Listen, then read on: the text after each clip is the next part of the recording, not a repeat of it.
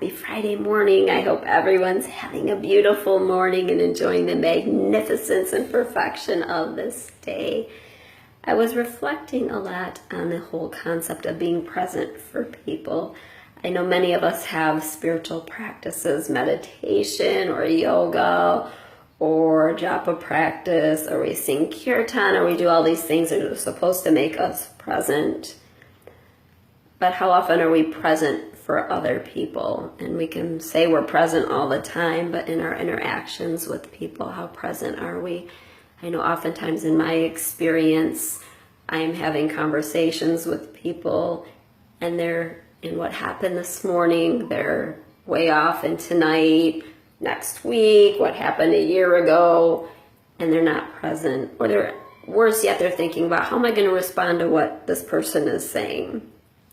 When we come to a place where we are fully present, what will be said will float in, and what won't be said will never be said, because we have that wisdom that's flowing through us by being present and just holding space for someone. Oftentimes we don't need to say anything. We just need to sit there and have people feel heard. So often in our society, people are not heard. People don't feel appreciated or understood. And that is such a horrible thing to feel. I am very present with people, and I have beautiful interactions because of that.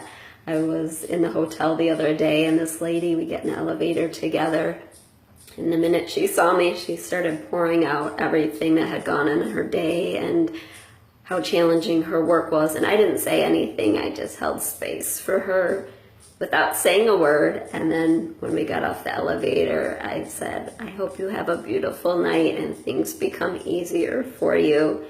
And in that moment, she was so filled with love and appreciation, and the reciprocation that was there of just knowing that I was her and she was me. I know that's a hard concept, the whole idea of oneness. So perhaps a beginner step or a more basic step or an easier step to take is with every interaction that we're having, we're leaving a part of ourselves with that person.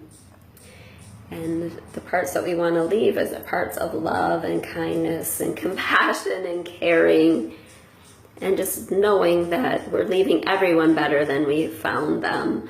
We all have spiritual practices, not all of us, but many of us. The yoga, the kirtan, the japa, all these things that are supposed to remove the selfishness so we can come to the selflessness.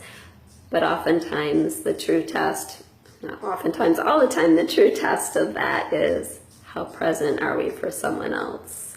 How can we remove our spacesuit, as Ram Dass calls it, that protective spacesuit that for society puts us in a box and wraps us in the spacesuit, and then we do it to ourselves. We're afraid to let down that guard, those walls, that fortress that we've built around us that is torturing us, and we're allowing it to torture us because we're so afraid of being hurt.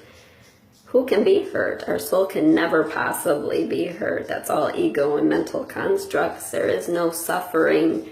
That's all misperception. When you give out love and you give out love and you give out love, in my experience, I get love back all day long. I often would joke about I could carry bags with dollar signs around and no one would harm me. I know that because I give love all day. So for today, why don't we just make a little switch of being present for someone else, hold space for them, and just really love them, and take our spacesuit off, even for a moment. And let's all remember we're walking each other home, and we can make a difference, and we're planting seeds of love in every person that we meet. Om Namah Shivaya, Om Namah Shivaya, Om Namah Shivaya. I love you, I love you, I love you. Have a beautiful, beautiful day. Remember, you are love, light, perfection, and bliss. Om Shanti, Shanti, Shanti. Namaste.